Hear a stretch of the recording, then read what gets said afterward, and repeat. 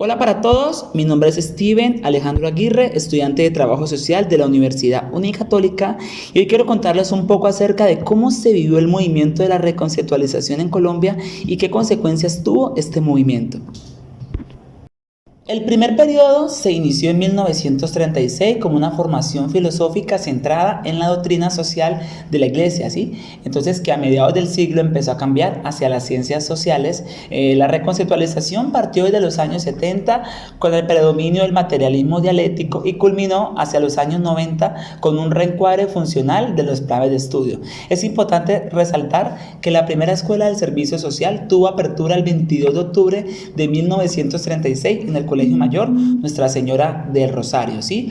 También es importante resaltar que el surgimiento del trabajo social en Colombia hizo parte del interés político expansionista de la Iglesia Católica Romana, que para la época buscaba contrarrestar la influencia del ideario marxista y el avance de la lucha socialista. Pues con tales fines desplegó al menos tres frentes que fueron la evangelización doctrinaria a través de la prédica parroquial y la acción misionera y la organización de las relaciones de ayuda o bienestar social, como la asistencia social informada por la ética caritativa o una modalidad de la autogestión denominada obrerismo. Entonces, ahí también pues influye la UCIS, ¿sí? Que tenía como propósito estudiar los principios católicos, las cuestiones científicas y las prácticas del servicio social. Uno de los enfoques o propósitos de esta era desarrollar el servicio social como un objetivo de contribuir a la realización del orden social en el mundo moderno, ¿sí? Otra era promover la creación de escuelas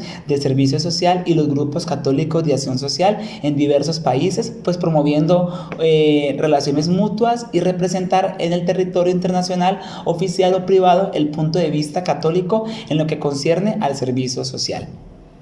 UCIS patrocinó la creación del primer programa de trabajo social en el país y de 7 más en América Latina entre 1929 y 1939, ¿sí? En 1923 pasa algo muy importante, y es que el 40.81% de los trabajadores empleados enfermaron. Habían pocos hospitales, y mientras los trabajadores colombianos ganaban 1.050 al día, ¿sí? Sin alojamiento ni comida, los extranjeros en los mismos puestos ganaban 3.050 pesos de alojamiento más comida. El 8 de octubre de 1924, más de 50 obreros se declararon en huelga y 2 días después se hizo total. El movimiento fue organizado por Raúl Eduardo Maecha, activista socialista.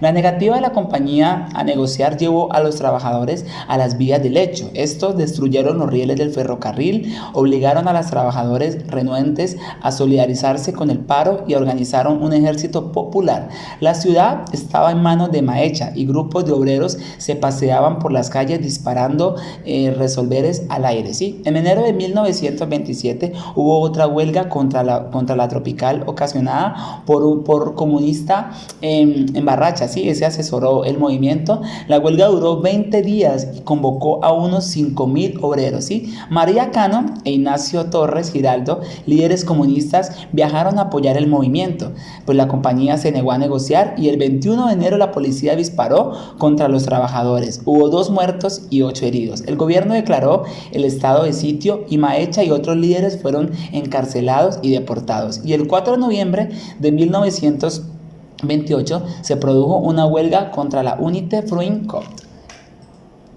Resaltar que aquí se crea un periodo científico que se da entre 1952 y 1970, donde se inicia con la expedición del decreto gubernamental del 1 de julio de 1952, por el cual se reglamenta la ley 25 del 27 de octubre de 1948 sobre las escuelas del servicio social, en el cual pues se establecen orientaciones académicas universales para la formación de trabajadores sociales. De tal decreto se destaca en el artículo 1, que define pues el carácter de las escuelas de servicio social. Aquí se establece que todas las escuelas de servicio social existentes en el país, cualquiera que sea la entidad de la que dependan, someterán su plan de estudios y organización de supervisión de los ministerios de educación e higiene, ¿sí? Entonces aquí se crea esta idea. Este periodo pues se consolidan con dos acontecimientos de significación académica para el trabajo social. El primero ocurre en 1959 cuando la Asociación de Escuelas del Servicio Social, creada en 1951, y el Ministerio de Educación Nacional solicitaron a la Embajada de Estados Unidos los servicios de la doctora Cecilia Burker, trabajadora social de Puerto Rico, para analizar el pensum, ¿sí? Tal estudio originó otro plan de estudio básico que empezó a funcionar en 1960 en el Colegio Mayor de Cundinamarca. Los 18 años que abarca esta época se fundaron 8 escuelas. En 1953 la Escuela de Servicio Social de Cali, en 1961 la Facultad de Trabajo Social de la Universidad Javeriana, cerrada en 1971. La reconceptualización de 1963, la Escuela de Servicio Social de la Universidad Femenina de Santander. En 1964, el Departamento Social del Trabajo Social de la Universidad de Caldas. En 1965, se organizó el Consejo Nacional para la Educación de Trabajo Social. Y en 1966 se creó la Facultad de Trabajo Social de la Universidad de La Salle y se trasladó como carrera anexa al Departamento de Sociología de la Universidad Nacional el programa El Colegio Mayor de Cundinamarca, fundado en 1946, y en 1969 se abre pues la sección de el Trabajo Social de la Universidad de Antioquia, se crea la Facultad de Trabajo Social de la Universidad Externado de Colombia y se reinicia labores de Facultad de Trabajo Social del Colegio Mayor de Cundinamarca. Se podría decir que la reconceptualización intentó construir al trabajo social como una profesión revolucionaria, ¿sí?